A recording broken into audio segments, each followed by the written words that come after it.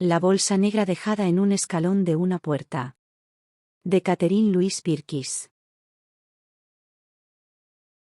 Es un gran suceso, dijo Loveday Brock, dirigiéndose a Ebenezer Dier, jefe de la conocida agencia de detectives de Lynch Court. Lady Catrow ha perdido joyas por valor de 30.000 libras, si se puede confiar en los relatos de los periódicos. Esta vez son bastante exactos, dijo Ebenezer Dier, el robo difiere en pocos aspectos de los robos habituales en casas de campo. El momento elegido, por supuesto, fue la hora de la cena, cuando la familia y los invitados estaban sentados a la mesa, y los sirvientes que no estaban de servicio se divertían en sus propias habitaciones. El hecho de que fuera la víspera de Navidad, también aumentaría necesariamente el ajetreo, y la consiguiente distracción de la casa. Sin embargo, en este caso, la entrada a la casa no se realizó de la manera habitual, mediante una escalera, que subía a la ventana del vestidor, sino a través de la ventana de una habitación en la planta baja, una pequeña habitación con una ventana y dos puertas, una de las cuales da al vestíbulo, y la otra a un pasillo que conduce por la escalera trasera, al piso de los dormitorios. Creo que los caballeros de la casa la utilizan como una especie de cuarto de abrigos y sombreros.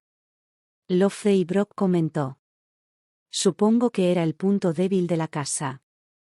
Así es, afirmó Ebenezer Dier, un punto muy débil, en verdad. Cragen Court, la residencia de Sir George y Lady Catrow, es una casa antigua de construcción extraña, que sobresale en todas direcciones, y como esta ventana daba a una pared lisa, estaba cubierta con vidrios de colores. Se mantenía cerrada con un fuerte pestillo de latón, y nunca se abría, ni de día ni de noche, ya que la ventilación se obtenía mediante un ventilador de vidrio, instalado en los paneles superiores. Parece absurdo pensar que a esta ventana, que está a solo 4 pies del suelo, no se le hayan añadido barras de hierro ni contraventanas. Sin embargo, así fue. La noche del robo, alguien dentro de la casa debe haber abierto deliberadamente e intencionadamente su única protección, el pestillo de latón, y así haberles dado a los ladrones una fácil entrada a la casa. Loveday añadió. Supongo que sus sospechas se centran en los sirvientes. Sin duda, afirmó Ebenezer Dier, y es en la sala de servicio, donde se requerirán sus servicios, Loveday. Los ladrones, quienesquiera que fueran, conocían perfectamente las costumbres de la casa. Las joyas de Lady Catrow se guardaban en una caja fuerte en su tocador, y como el tocador estaba encima del comedor, Sir George tenía la costumbre de decir que era la habitación más segura de la casa. Por orden suya, la ventana del comedor que estaba inmediatamente debajo de la ventana del tocador, siempre se dejaba sin persianas durante la cena, y como así entraba un haz de luz, a través de ella hacia la terraza exterior, habría sido imposible que alguien hubiera colocado una escalera allí, sin que nadie lo viera. Veo por los periódicos, dijo Loveday, que era costumbre invariable de Sir George llenar su casa y ofrecer una gran cena en Nochebuena.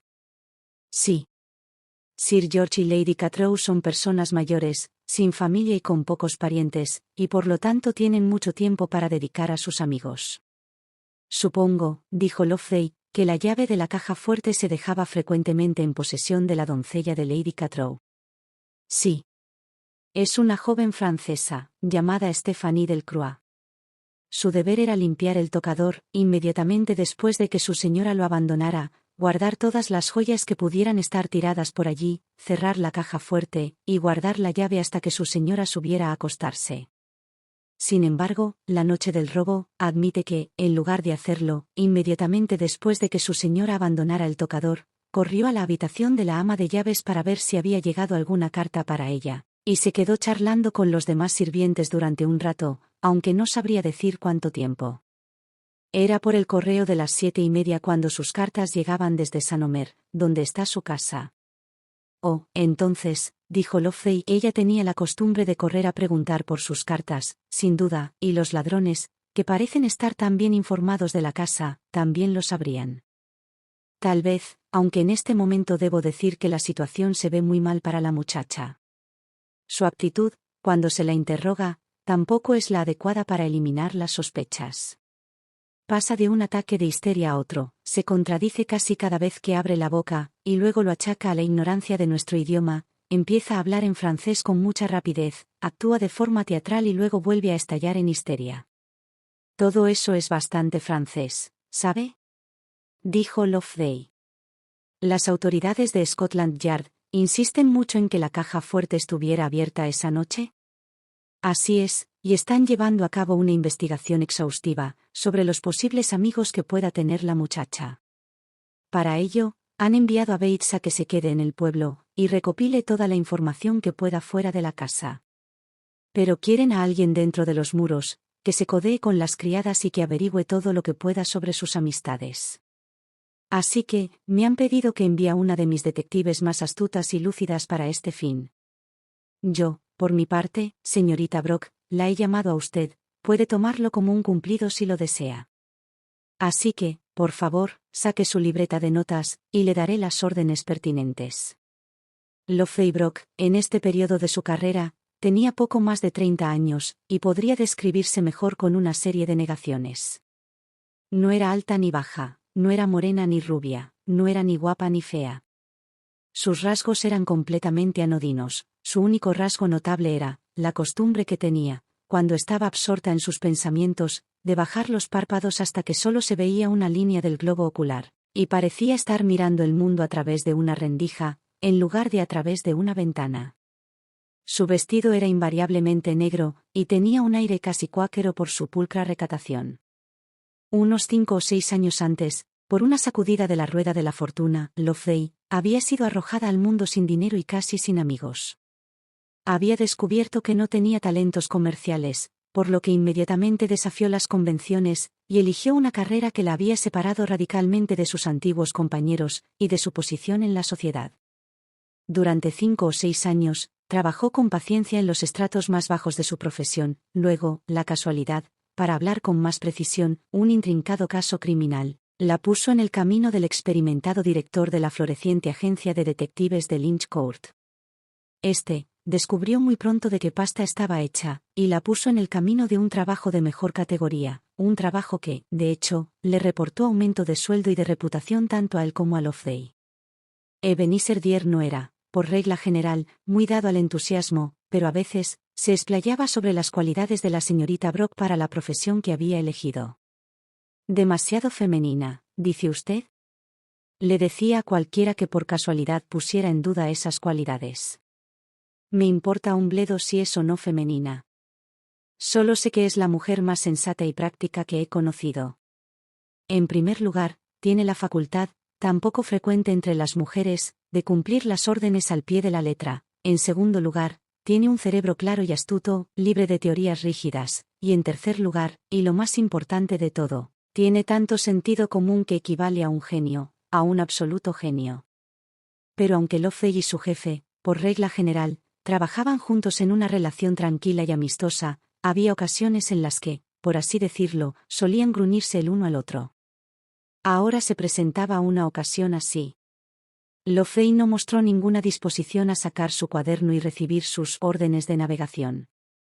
«Quiero saber», dijo Lovell, «si es cierto lo que vi en un periódico, que uno de los ladrones, antes de irse, se tomó la molestia de cerrar la puerta de la caja fuerte y escribir con tiza: se alquila sin muebles».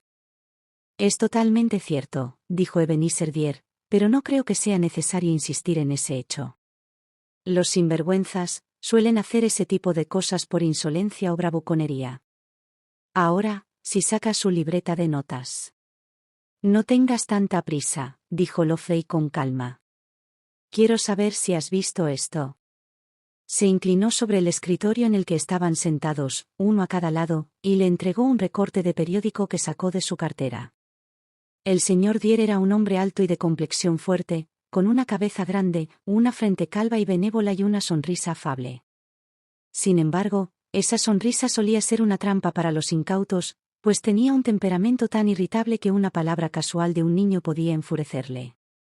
La sonrisa cordial desapareció cuando tomó el recorte de periódico de la mano de Lovell. «Quiero que recuerde, señorita Brock», dijo con severidad, «que aunque tengo la costumbre de actuar con rapidez en mis negocios, nunca he sido conocido por tener prisa. Considero que la prisa en los asuntos es algo característico de los descuidados e impuntuales». Luego, como para contradecir aún más sus palabras, desdobló muy deliberadamente el trozo de periódico, y lentamente, acentuando cada palabra y sílaba, leyó lo siguiente: «Descubrimiento singular. Ayer por la mañana temprano, uno de los repartidores de periódicos de Smith encontró una bolsa de cuero negro, en la puerta de una casa en la carretera que va entre Easterbrook y Refed, y habitada por una anciana. El contenido de la bolsa incluye un cuello y una corbata clericales, un servicio religioso, un libro de sermones, una copia de las obras de Virgilio, un facsímil de la Carta Magna, con traducciones, un par de guantes negros de cabritilla, un cepillo y un peine, algunos periódicos y varios artículos pequeños que sugieren la propiedad clerical. En la parte superior de la bolsa se encontró la siguiente carta extraordinaria, escrita a lápiz en un trozo largo de papel. Ha llegado el día fatal. Ya no puedo seguir existiendo. Me voy de aquí y nadie más me verá. Pero quiero que el forense y el jurado sepan que soy un hombre cuerdo, y que un veredicto de locura temporal en mi caso sería un craso error. Buscad diligentemente mi pobre cuerpo sin vida en las inmediaciones, en el páramo frío, o en el río junto a aquel puente, en unos momentos se decidirá cómo me iré. Si hubiera caminado correctamente, podría haber alguien importante en la iglesia de la que ahora soy un miembro indigno, pero el pecado condenable del juego se apoderó de mí, y las apuestas han sido mi ruina, como lo han sido la ruina de miles que me han precedido. Joven, evita al corredor de apuestas y al hipódromo como evitarías al diablo y al infierno. Adiós, amigos de Magdalena. Adiós, aunque puedo afirmar que tengo parentesco con un duque, un marqués y un obispo, y aunque soy hijo de una mujer noble, soy un vagabundo y un paria, esa es la verdad. Dulce muerte, te saludo. No me atrevo a afirmar con mi nombre. A todos y cada uno, adiós. Oh, mi pobre madre marquesa, un beso de despedida para ti. Descansa en paz. La policía y algunos funcionarios de los ferrocarriles han realizado una búsqueda diligente en los alrededores de la estación, pero no han encontrado ningún pobre cuerpo sin vida. Las autoridades policiales se inclinan a creer que la carta es una broma, aunque todavía están investigando el asunto. Con el mismo cuidado con que había abierto y leído el recorte, el señor Dier lo dobló y se lo devolvió a Loveday. «¿Puedo preguntar?», dijo sarcásticamente, «¿qué ves en esa tonta farsa para desperdiciar tu valioso tiempo y el mío?»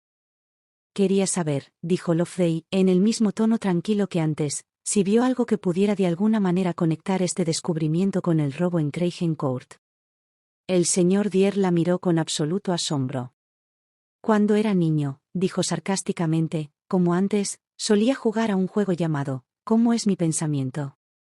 Alguien pensaba en algo absurdo, por ejemplo, la parte superior del monumento, y otro se aventuraba a adivinar que su pensamiento podría ser, por ejemplo, la punta de su bote izquierda, y ese desafortunado individuo tenía que demostrar la conexión entre la punta de su bote izquierda y la parte superior del monumento. Señorita Brock, no tengo ningún deseo de repetir el tonto juego esta noche para su beneficio y el mío. Muy bien, dijo Loveday con calma. Pensé que le gustaría hablar de ello, eso es todo.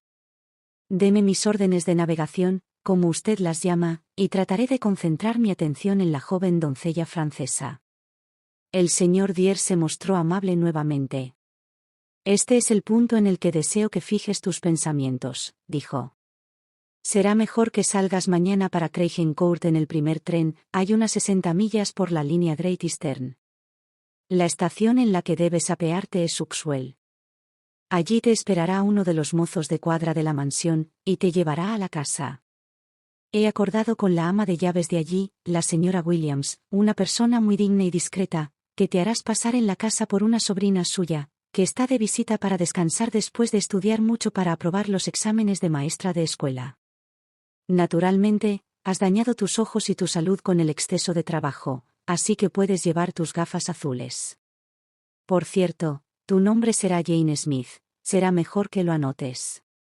Todo tu trabajo se realizará entre los sirvientes de la casa y no tendrás necesidad de ver ni a Sir George ni a Lady Catrow, de hecho, ninguno de ellos ha sido informado de tu visita, cuanto menos confiemos, mejor.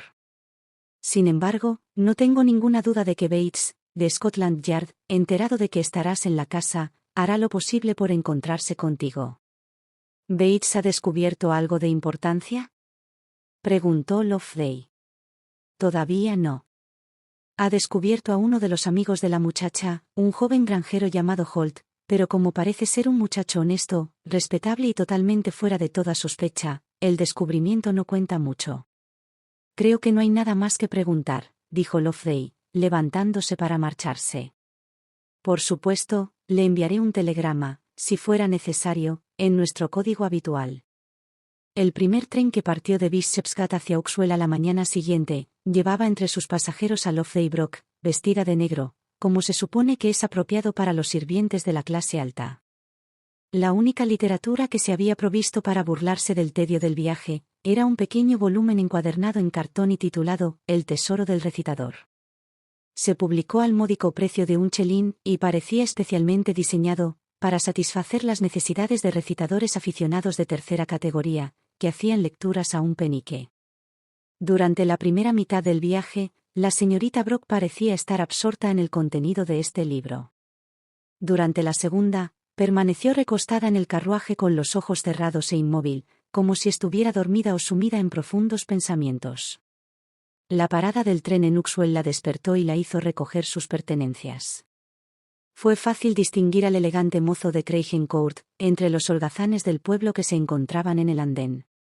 En ese mismo momento, otra persona que se encontraba junto al elegante mozo de cuadra le llamó la atención. Bates, de Scotland Yard, se levantó con el estilo de un viajante de comercio, llevando en la mano la ortodoxa bolsa de comerciante. Era un hombre pequeño y fibroso, de pelo y patillas rojas y expresión ansiosa en el rostro. «Estoy medio congelada de frío», dijo Loveday, dirigiéndose al mozo de cuadra de Sir George. «Si fuera tan amable de hacerse cargo de mi maleta, preferiría ir andando a Craig Court». El hombre le dio algunas indicaciones sobre el camino que debía seguir, y luego se fue con el coche, dejándola libre para satisfacer el evidente deseo del señor Bates de caminar y conversar confidencialmente a lo largo del camino rural. Bates parecía estar de buen humor esa mañana. «Es un asunto bastante sencillo, señorita Brock», dijo. «Hasta el momento no han surgido complicaciones, y si esa chica no acaba en la cárcel antes de que pase otra semana, mi nombre no es Jeremiah Bates». «¿Te refieres a la criada francesa?», preguntó Loveday.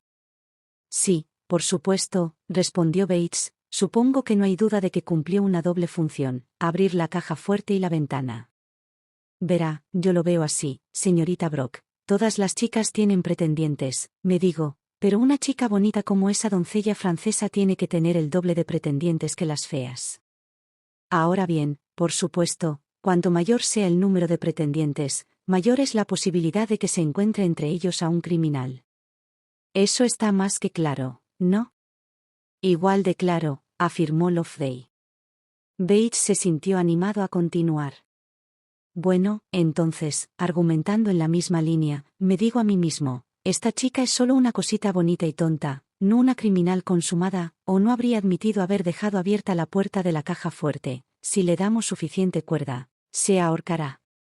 En un día o dos, si la dejamos en paz, saldrá corriendo para unirse al tipo cuyo nido ha ayudado a emplumar, y los atraparemos a los dos entre aquí y el estrecho de Dover, y también es posible que obtengamos una pista que nos lleve sobre las huellas de sus cómplices». «Señorita Brock, ¿valdrá la pena hacerlo?». «Sin duda». «Por cierto, ¿quién es ese que viene en ese cochecito a tan buen ritmo?». Loveday formuló la pregunta cuando el sonido de las ruedas detrás de ellos la hizo girarse. Bates se volvió también. «Oh, este es el joven Holt, su padre cultiva unas tierras a un par de millas de aquí. Es uno de los pretendientes de Stephanie, y me imagino que el mejor de todos. Pero no parece ser el favorito, por lo que he oído, alguien más debe haber huido a escondidas. Desde el robo, me han dicho que la joven le ha dado la espalda». A medida que el joven se acercaba en su cochecito, disminuyó el paso y Loveday no pudo evitar admirar su expresión franca y honesta. «Hay espacio para uno, ¿quiere que la lleve, señorita?», dijo mientras se acercaba a ellos. Y para disgusto de Bates, que había contado con al menos una hora de conversación confidencial con ella, la señorita Brock aceptó la oferta del joven granjero y montó a su lado en su cochecito. Mientras avanzaban rápidamente por el camino rural, Loveday le explicó al joven que su destino era Craig Court y que, como ella no conocía el lugar, debía confiar en que él la dejara en el punto más cercano a la casa. Al oír mencionar Craig Court su rostro se ensombreció. «Allí están en problemas, y sus problemas han traído problemas a otros», dijo un poco amargamente. Lo sé, dijo Loveday con simpatía. A menudo sucede así. En circunstancias como estas, las sospechas suelen recaer sobre una persona totalmente inocente. Eso es. Gritó con excitación el joven. Si entra en esa casa oirá toda clase de cosas malas sobre ella, y verá que todo se pone en su contra. Pero ella es inocente. Le juro que es tan inocente como usted y como yo. Su voz resonó por encima del estruendo de los cascos de su caballo. Parecía olvidar que no había mencionado ningún nombre y que Loveday, como extraña, podría no saber a quién se refería. Solo Dios sabe quién es el culpable, continuó después de un momento de pausa. No me corresponde a mí dar mala fama a nadie en esa casa, pero solo digo que ella es inocente y que apostaría mi vida por ella. Es una chica afortunada, por haber encontrado a alguien que crea y confíe en ella, como tú lo haces, dijo Loveday, incluso con más simpatía que antes. ¿Lo es? Me gustaría que aprovechara su suerte, respondió el joven con amargura. La mayoría de las chicas en su posición estarían felices de tener un hombre que las apoyara en las buenas y en las malas. Pero ella no, desde la noche de ese maldito robo se niega a verme, no responde a mis cartas, ni siquiera me envía un mensaje. Y, Dios mío, me casaría con ella mañana mismo, si tuviera la oportunidad, y desafiaría al mundo a decir una palabra en su contra. Él azuzó a su caballo. Los setos parecían volar a ambos lados de ellos, y antes de que Loveday se diera cuenta de que ya había recorrido la mitad del camino, él había tirado de las riendas y la estaba ayudando a apearse en la entrada de servicio de Craig Court. Si tiene la oportunidad, ¿le dirá lo que le he dicho y le pedirá que me vea, aunque sea solo por 5 minutos? Pidió antes de volver a montar en su coche. Y Loveday, mientras agradecía al joven su amable atención, prometió aprovechar la oportunidad para darle su mensaje a la muchacha. La señora Williams, el ama de llaves, recibió a Loveday en el salón de servicio y luego la acompañó a su habitación. La señora Williams era la viuda de un comerciante de Londres, y su forma de hablar y sus modales eran algo superiores a las de una ama de casa promedio. Era una mujer simpática y cordial, y entabló conversación con Loveday con mucha facilidad. Trajeron el té y ambas parecieron sentirse a gusto la una con la otra. Loveday, en el curso de esta conversación amena y relajada, consiguió sacarle toda la historia de los acontecimientos del día del robo, el número y los nombres de los invitados que se sentaron a cenar esa noche, junto con otros detalles aparentemente triviales.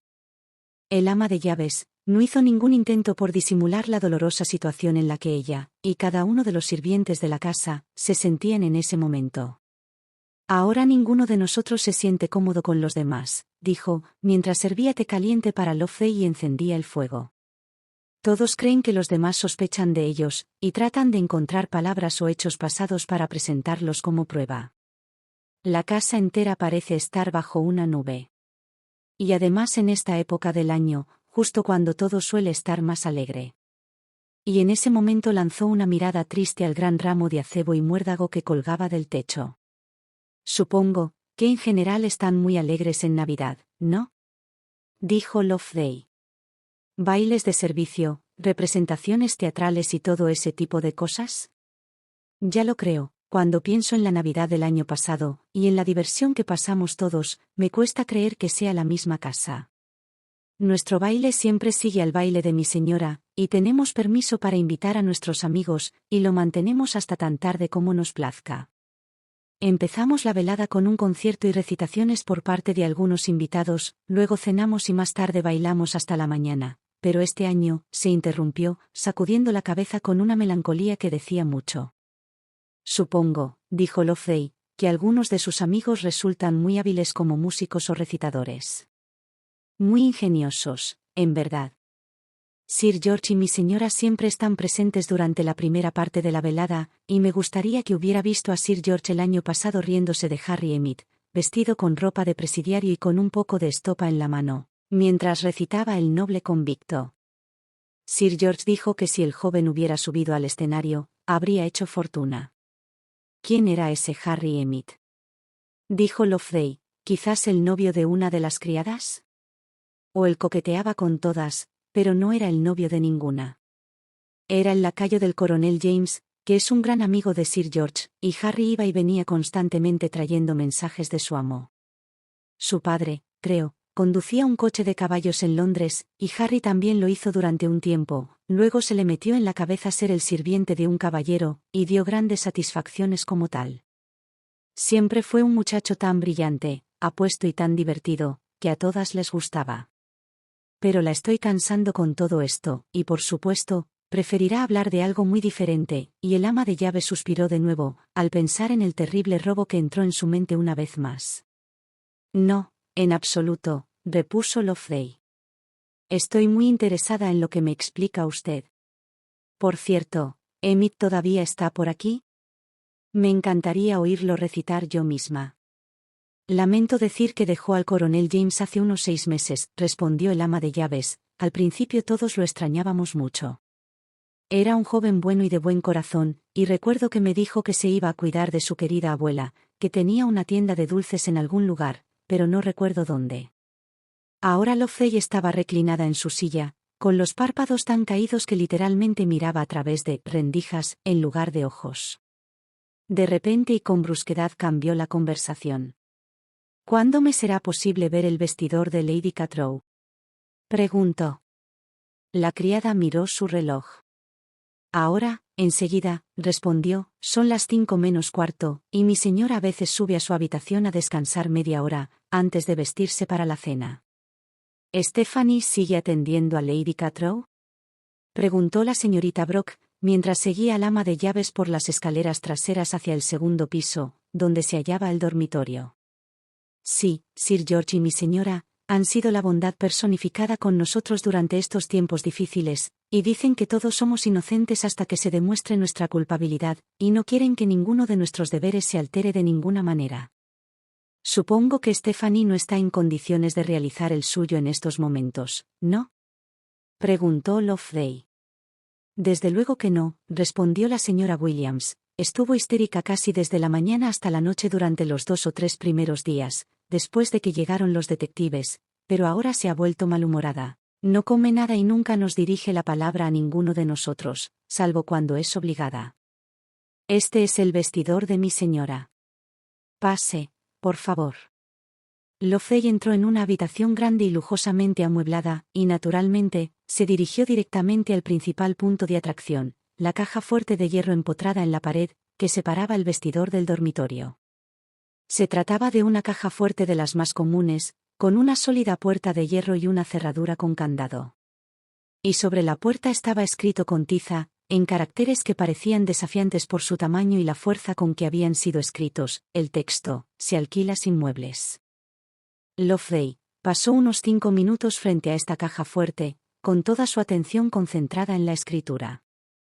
Sacó de su cartera una tira estrecha de papel y comparó, letra por letra, lo escrito en ella con lo que estaba escrito en la puerta de la caja fuerte. Después, se volvió hacia la señora Williams, y se mostró dispuesta a seguirla hasta la habitación de abajo. El ama de llaves pareció sorprendida. Su opinión sobre las capacidades profesionales de la señorita Brock se vio considerablemente disminuida.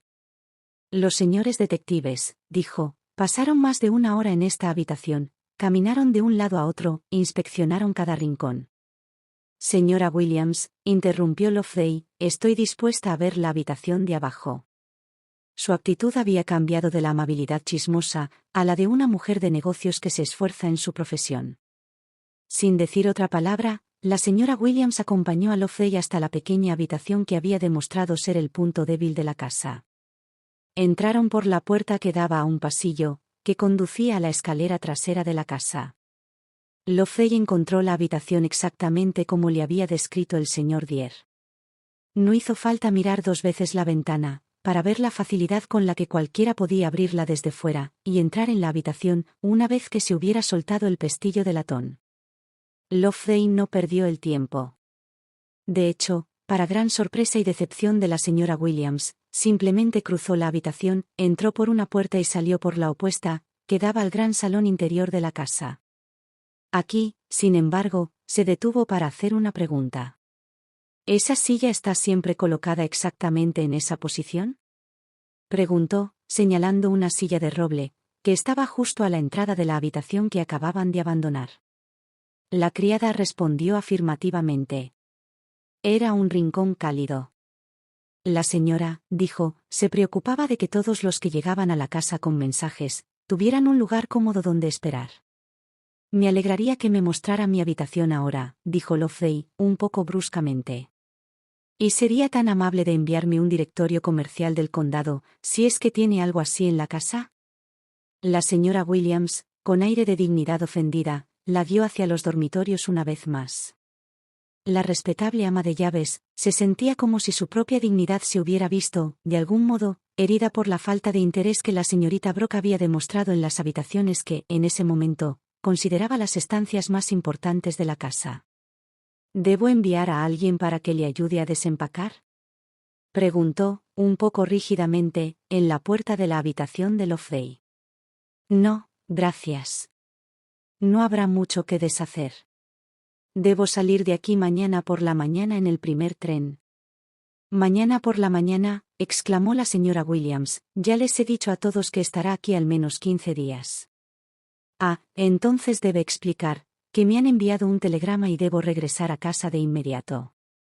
Estoy segura de que puedo confiar en que me disculpará. Sin embargo, no lo haga antes de la hora de la cena. Me gustaría sentarme a comer con usted. Supongo que veré a Stephanie entonces. El ama de llaves respondió afirmativamente y siguió su camino, sorprendida por los extraños modales de la dama a quien, al principio, había estado dispuesta a considerar como una persona tan agradable, simpática y conversadora. Sin embargo, a la hora de la cena, cuando los sirvientes se reunieron para lo que, para ellos, era la comida más agradable del día, una gran sorpresa les esperaba. Stephanie no ocupó su lugar habitual en la mesa, y un compañero de servicio, enviado a su habitación para llamarla, regresó diciendo que la habitación estaba vacía y que Stephanie no se encontraba por ningún lado. Loveday y la señora Williams fueron juntas al dormitorio de la muchacha. Tenía el mismo aspecto habitual, no había nadie en él, y aparte del sombrero y la chaqueta, la muchacha no parecía haberse llevado nada consigo. Al preguntar, se supo que Stephanie, como de costumbre, había ayudado a Lady Catrow a vestirse para la cena, pero después de eso, nadie en la casa pareció haberla visto. La señora Williams consideró que el asunto era lo suficientemente importante como para informar de inmediato a sus amos, y Sir George, a su vez, envió rápidamente un mensajero al señor Bates, al King's Head, para convocarlo a una consulta inmediata. Loveday envió un mensajero en otra dirección, al joven señor Holt, a su granja, para darle detalles de la desaparición de la muchacha.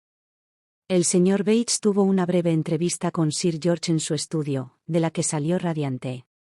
Se aseguró de ver a Loveday antes de abandonar la casa, y le envió una solicitud especial, para que hablara con él un minuto en el camino de entrada. Loveday se puso el sombrero, y salió a su encuentro. Lo encontró casi bailando de alegría. Ya se lo dije. ¿No es cierto, señorita Brock?, exclamó. Encontraremos sus huellas antes de que amanezca, no tema. Estoy completamente preparado. Sabía lo que tenía en mente desde el principio. Me dije a mí mismo que cuando esa chica se fuera, sería después de haber vestido a su señora para la cena, y tuviera 2 horas libres para ella sola, así nadie notaría su ausencia en la casa, y de esta forma podría, sin mucha dificultad, tomar un tren que saliera de Uxwell hacia Bureford. Bueno, llegará a Bureford sana y salva, pero desde allí la seguirán a cada paso que dé. Ayer mismo envié a un hombre allí, un tipo muy bueno en este tipo de cosas, y le di instrucciones completas, y él la buscará hasta su escondite como es debido. No se llevó nada, ¿verdad? ¿Qué importa eso? Ella cree que encontrará todo lo que necesita donde va, el nido del que le hablé esta mañana. Bueno, en lugar de meterse en él, como ella imagina que hará, irá a parar directamente a comisaría. La atraparé junto a su cómplice antes de que pasen otras 48 horas, o mi nombre no es Jeremiah Bates.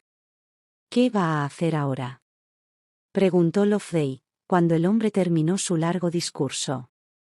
Ahora vuelvo al King's Head, para esperar un telegrama de mi colega de Bureford. Una vez que haya encontrado a la muchacha, me dará instrucciones sobre el punto en el que debo reunirme con él. ¿De verdad?, respondió Loveday con gravedad. Veo otro posible destino para la muchacha, el arroyo que atraviesa el bosque por el que pasamos esta mañana. Buenas noches, señor Bates, hace frío aquí. Por supuesto, en cuanto tenga alguna novedad se la enviará a Sir George. La familia se quedó despierta hasta tarde esa noche, pero no se recibieron noticias de Stephanie de ninguna parte. El señor Bates había insistido a Sir George en que no era aconsejable armar un escándalo por la desaparición de la muchacha, pues ésta, alertada, evitaría sin duda encontrarse con la persona a la que él se complacía en designar como su cómplice. Queremos seguirla en silencio, Sir George, en silencio, como la sombra sigue al hombre, había dicho Bates con grandilocuencia. Y entonces encontraremos a los dos, y confío en que también conseguiremos su botín. Sir George, a su vez, había hecho saber a su familia los deseos del señor Bates, y de no haber sido por el mensaje de Loveday, enviado a primera hora de la tarde al joven Holt, nadie fuera de la casa se habría enterado de la desaparición de Stephanie. Loveday se levantó temprano a la mañana siguiente, y el tren de las 8 en punto para Gureford la contaba entre sus pasajeros. Antes de partir, envió un telegrama a su jefe en Lynch Court. Decía algo bastante extraño. Se disparó un petardo. Estoy saliendo para Gureford. Te enviaré un telegrama desde allí. L.B. Por extraño que pareciera, el señor Dier no necesitó consultar su libro de claves para interpretarlo. Se disparó un petardo, era el equivalente, fácilmente recordable, de pista encontrada en la fraseología detectivesca de la oficina. Bien, esta vez ha sido bastante rápida, se dijo mientras especulaba mentalmente sobre cuál podría ser el significado del siguiente telegrama. Media hora más tarde, llegó a su casa un agente de Scotland Yard, para informarle de la desaparición de Stephanie y de las conjeturas que circulaban sobre el asunto, y entonces, como era natural, leyó el telegrama de Loveday a la luz de esta información y concluyó que la pista que tenía en sus manos se relacionaba con el descubrimiento del paradero de Stephanie, así como con la certeza de su culpabilidad. Sin embargo, un telegrama que recibió poco después, dio la vuelta a esta teoría. Al igual que el anterior, estaba redactado en el enigmático lenguaje que se usaba en el establecimiento de Lynch Court, pero como era un mensaje más largo y complejo, el señor Dier inmediatamente consultó su libro de códigos. Maravilloso. Esta vez los ha eliminado todos, exclamó el señor Dier al leer e interpretar la última palabra. En 10 minutos había cerrado su oficina por ese día, y estaba recorriendo las calles en un coche de caballos, en dirección a la estación Bishopsgate. Allí tuvo la suerte de coger un tren que partía hacia Gureford. El acontecimiento del día, murmuró mientras se acomodaba cómodamente en un asiento de la esquina, será el viaje de regreso cuando ella me cuente, poco a poco, cómo lo ha resuelto todo. No fue hasta cerca de las 3 de la tarde, cuando llegó a la antigua ciudad de Gureford. Era el día del mercado de ganado, y la estación estaba repleta de ganaderos y granjeros. Fuera de la estación, Loveday lo estaba esperando, tal como le había dicho en su telegrama, en un vehículo de 4 ruedas. Está bien, le dijo cuando entró, no puede escaparse, aunque sepa que lo perseguimos. 2 policías locales están esperando afuera de la puerta de la casa, con una orden de arresto firmada por un magistrado. Atravesaron la calle principal hasta las afueras de la ciudad, donde las tiendas se entremezclaban, con casas particulares alquiladas como oficinas. El taxi se detuvo frente a una de ellas, y 2 policías vestidos de civil se acercaron y saludaron al señor Dier con la mano.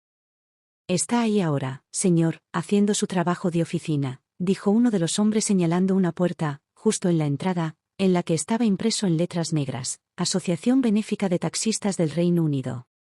Sin embargo, he oído que esta es la última vez que lo encontrarán allí, ya que hace una semana avisó de su marcha. Cuando el policía terminó de hablar, un hombre, evidentemente del gremio de taxistas, subió las escaleras. Se quedó mirando, con curiosidad, al pequeño grupo que se encontraba en la entrada, y haciendo sonar el dinero en la mano, se dirigió a la oficina como si fuera a pagar su suscripción. ¿Sería tan amable de decirle al señor Emmett que allá fuera un caballero que desea hablar con él?, dijo el señor Dier dirigiéndose al hombre. El hombre asintió y entró en la oficina. Cuando se abrió la puerta, apareció un anciano caballero sentado en un escritorio, aparentemente extendiendo un recibo. Un poco más atrás, a su derecha, Estaba sentado un hombre joven y decididamente apuesto, ante una mesa en la que estaban colocados varios montoncitos de plata y peniques. El atuendo de este joven era el de un caballero, y su actitud era afable y agradable mientras respondía, con un gesto de la cabeza y una sonrisa, al mensaje del taxista. No tardaré ni un minuto, le dijo a su colega, del otro escritorio mientras se levantaba y cruzaba la habitación hacia la puerta. Pero una vez fuera, la puerta se cerró firmemente detrás de él, y se encontró en el centro de 3 agentes de policía, uno de los cuales le informó que tenía en su mano una orden de arresto contra Harry Emmett, por el cargo de complicidad en el robo de Cragen Court, y que era mejor que viniera en silencio, porque la resistencia sería inútil. Emmett parecía convencido de esto último. Se puso pálido por un momento y luego se recuperó. ¿Alguien tendría la amabilidad de traerme el sombrero y el abrigo?, dijo con aire altivo. No veo por qué tengo que coger un resfriado mortal, solo porque otras personas hayan decidido hacer el ridículo. Le trajeron el sombrero y el abrigo, y entre 2 funcionarios, lo subieron al taxi.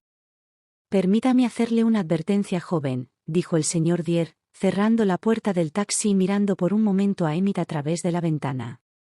No creo que sea un delito penal dejar una bolsa negra en la puerta de una casa, pero déjeme decirle que, si no hubiera sido por esa bolsa negra, podría haberse llevado su botín. Emmett tenía preparada su respuesta. Se quitó el sombrero irónicamente en dirección al señor Dier, diciendo: «Podría haberlo dicho con más claridad, señor. Si yo hubiera estado en su lugar, habría dicho: joven, está siendo castigado con justicia por sus fechorías, ha estado alejando de sí a sus semejantes durante toda su vida, y ahora ellos se están alejando de usted». El deber del señor Dier ese día no terminó con el ingreso de Harry Emmett en la cárcel local. También hubo que buscar en el alojamiento y las pertenencias de Emmett, y naturalmente, él estuvo presente. Allí se encontró, aproximadamente, 1/3 de las joyas perdidas, y de ahí se dedujo que sus cómplices en el crimen habían considerado que él había asumido 1/3 del riesgo y del peligro que ello implicaba. Cartas y diversos memorandos descubiertos en las habitaciones llevaron finalmente a la detención de aquellos cómplices, y aunque Lady Catrow estaba condenada a perder la mayor parte de sus valiosas propiedades, finalmente tuvo la satisfacción de saber que cada uno de los ladrones recibió una sentencia proporcional a su crimen. No fue hasta cerca de medianoche que el señor Dier se encontró sentado en el tren, frente a la señorita Brock, y tuvo tiempo de preguntarle por los eslabones de la cadena de razonamiento, que la había llevado de manera tan notable a relacionar el hallazgo de una bolsa negra, con un contenido insignificante, con un importante robo de valiosas joyas. Loveday lo explicó todo, de forma sencilla, natural, paso a paso, y con su minuciosidad habitual. Leí, dijo, como mucha otra gente hizo, el relato de los 2 hechos en el periódico, el mismo día, y detecté, como creo que mucha otra gente no hizo, un sentido del humor en el actor principal de cada incidente. Observo que, si bien todas las personas están de acuerdo en cuanto a la variedad de motivos que incitan al crimen, muy pocos dejan margen suficiente para la variedad de caracteres en el criminal. Tendemos a imaginar que anda por el mundo con un montón de motivos mortales bajo el brazo, y no podemos imaginarlo trabajando, con un brillo en los ojos y un agudo sentido del humor, como los que a veces tiene la gente honesta cuando trabaja en su vocación. En este punto, el señor Dier emitió un pequeño gruñido, que bien podría haber sido de asentimiento o de disenso. Loveday continuó. Por supuesto, el lector más casual podría darse cuenta de lo ridícula que resulta la redacción de la carta encontrada en la bolsa. A mí, además, las frases altisonantes me sonaban extrañamente familiares. Las había oído o leído en algún lugar del que estaba segura, aunque al principio no podía recordar dónde. Me resonaban en los oídos, y no fue solo por curiosidad vana que fui a Scotland Yard a ver la bolsa y su contenido, y a copiar, con un trozo de papel en el que calqué 1 o 2 líneas de la carta. Cuando descubrí que la letra de esta carta no era idéntica a la de las hojas manuscritas encontradas en la bolsa, se confirmó mi impresión de que el dueño de la bolsa no era el autor de la carta, que posiblemente la bolsa y su contenido habían sido robados de alguna estación de ferrocarril, para algún propósito específico, y cumplido ese propósito, el ladrón ya no quería cargar con la bolsa, y se deshizo de ella de la forma más rápida que se le ocurrió. La carta, me pareció, había sido escrita con la intención de despistar a la policía. Muy ingenioso, hasta ahora, murmuró el señor Dier. No tengo dudas de que cuando el contenido de la bolsa se haga ampliamente conocido a través de anuncios, aparecerá alguien que lo reclame y su teoría resulte correcta. Cuando volví de Scotland Yard, continuó Loveday, encontré una nota de usted en la que me pedía que fuera a verle para hablarle sobre el robo de las joyas. Antes de hacerlo, pensé que sería mejor leer una vez más el artículo del periódico sobre el caso, para estar al tanto de los detalles. Cuando llegué a las palabras que el ladrón había escrito en la puerta de la caja fuerte, "se alquilas inmuebles", inmediatamente se asociaron en mi mente con algunos fragmentos de la carta encontrada en la bolsa negra. Entonces, en un instante, todo el asunto se me hizo claro. Hace unos 2 o 3 años, mis deberes profesionales exigían mi asistencia frecuente a ciertas lecturas públicas, que se daban en los barrios bajos del sur de Londres. En estas lecturas, los jóvenes, contentos de tener la oportunidad de exhibir sus habilidades, seleccionan piezas sencillas y de escaso valor literario que declaman con gran vigor. Durante mi asistencia a estas reuniones, descubrí que esos recitadores utilizaban un libro de lecturas seleccionadas, y me tomé la molestia de comprarlo. Aquí está. Loveday sacó del bolsillo de su capa el tesoro del recitador y se lo entregó a su jefe. Ahora, dijo, si se fija en el índice, verá los títulos de las obras sobre las que deseo llamar su atención. La primera es La despedida del suicida, la segunda, El noble convicto, la tercera, Se alquilas inmuebles. Por Júpiter. Así es, exclamó el señor Dier. En la primera de estas piezas, La despedida del suicida, aparecen las expresiones con las que comienza la carta de la bolsa negra: el día fatal ha llegado, las advertencias contra el juego, etc. En el segundo, El noble convicto, aparecen las alusiones a los parientes aristocráticos. El tercer poema, Se alquila sin amueblar, es un poema bastante tonto, aunque me atrevo a decir que a menudo ha provocado risas en un público no demasiado exigente. Cuenta como un soltero, que visita una casa para preguntar si hay habitaciones que se pueden alquilar sin amueblar, se enamora de la hija de la casa y le ofrece su corazón, que, según él, se alquilará sin amueblar. Con estos 3 poemas ante mí, no fue difícil ver un hilo de conexión entre el autor de la carta de la bolsa negra y el ladrón que escribió sobre la caja fuerte vacía en Craig Court. Siguiendo este hilo, desenterré la historia de Harry Emmett, lacayo, recitador, un conquistador y un bribón.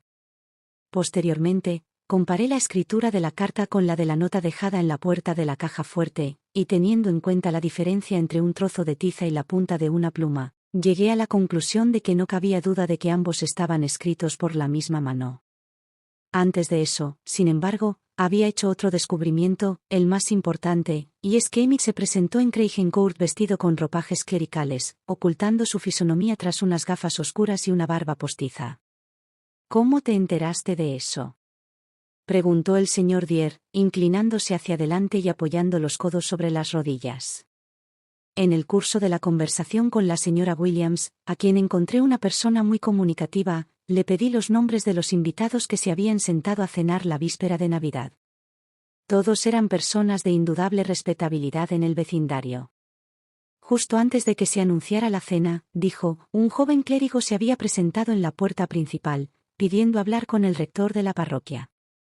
El rector, al parecer, siempre cena en Craig Court en Nochebuena. Al parecer, el joven clérigo explicó su presencia allí, diciendo que se había enterado de que necesitaban un cura en la parroquia, y que había viajado desde Londres para ofrecer sus servicios, explicando que primero había pasado por la rectoría donde le dijeron que el rector estaba cenando en Craig Court. El rector, que en efecto necesitaba un cura, había cubierto ya la vacante la semana anterior, y se mostró bastante molesto por haber sido abordado de ese modo durante la cena. Tras abandonar el comedor, el joven no salió de la casa, sino que fue invitado a sentarse en una silla, que estaba justo fuera de la habitación, por la que después entraron los ladrones.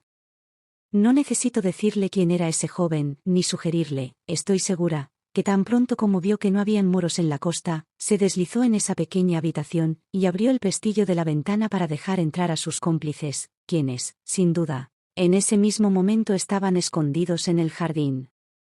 El ama de llaves, que no había reconocido a Harry Emmett, no recordaba si ese joven clérigo llevaba consigo una bolsa negra. Personalmente, no tengo ninguna duda de que la llevaba consigo y que contenía la gorra, los puños, el cuello y la indumentaria de Harry Emmett, que probablemente se puso de nuevo antes de regresar a su alojamiento en Wureford, donde volvió a llenar la bolsa con su atuendo clerical y escribió su carta. Supongo que debe haber dejado esta bolsa muy temprano en la mañana, antes de que nadie se moviera, en el umbral de la casa de Easterbrook Road. El señor Dier respiró profundamente. En su corazón había una admiración sin límites por la habilidad de su colega, que le parecía poco menos que inspiradora. Sin duda, con el tiempo, cantaría sus alabanzas a la primera persona que se le acercara con buena voluntad, sin embargo, no tenía la menor intención de cantarlas en sus propios oídos. Los elogios excesivos podían tener un efecto negativo en la practicante en ascenso. Entonces se contentó con decir: sí, muy satisfactorio. Ahora cuénteme cómo persiguió al tipo hasta su madriguera. Oh, eso fue un trabajo de abecedario, respondió Loveday. La señora Williams me dijo que había dejado su puesto en la casa del coronel James hacía unos 6 meses y que le había dicho que iba a cuidar de su querida abuela, que tenía una tienda de dulces, pero ella no recordaba dónde. Al oír que el padre de Emmett era cochero, pensé de inmediato en el término coloquial de los cocheros, en el que su asociación benéfica se designa con la frase, la querida abuela, y la oficina donde hacen y reciben sus pagos se llama, la tienda de dulces. Y la buena señora Williams se lo tomó todo al pie de la letra, ¿no? Lo hizo, y pensó qué muchacho tan amable y bondadoso era. Naturalmente, supuse que habría una sucursal de la Asociación de Cocheros en la ciudad comercial más cercana, y una guía de comercio local confirmó mi suposición de que había una en Wureford. Teniendo en cuenta dónde se encontró la bolsa negra, no era difícil creer que el joven Emmett, posiblemente gracias a la influencia de su padre, y a sus propios modales y apariencia atractivos, había alcanzado algún puesto de confianza en la sucursal de Wureford. Debo confesar que no esperaba encontrarlo como lo encontré, al llegar al lugar, instalado como receptor del dinero semanal. Por supuesto, me puse inmediatamente en contacto con la policía de allí, y creo que ya sabe el resto. El entusiasmo del señor Dier no pudo contenerse por más tiempo. Es excelente, de principio a fin, exclamó, esta vez te has superado. Lo único que me entristece, dijo Loveday, es pensar en el posible destino de esa pobre pequeña Stephanie. Sin embargo, las inquietudes de Loveday por Stephanie se disiparon antes de que transcurrieran otras 24 horas. El primer correo de la mañana siguiente trajo una carta de la señora Williams, contándole cómo la muchacha había sido encontrada antes de que terminara la noche, medio muerta de frío y miedo, en la orilla del arroyo que atravesaba el bosque. Fue hallada por el joven Holt, escribió la ama de llaves, el joven que está tan desesperadamente enamorado de ella. Gracias a Dios. En el último momento le falló el coraje, y cayó medio desmayada junto al arroyo. Holt la llevó directamente a casa de su madre, y allí, en la granja, está ahora, siendo cuidada y mimada por todos. Fin.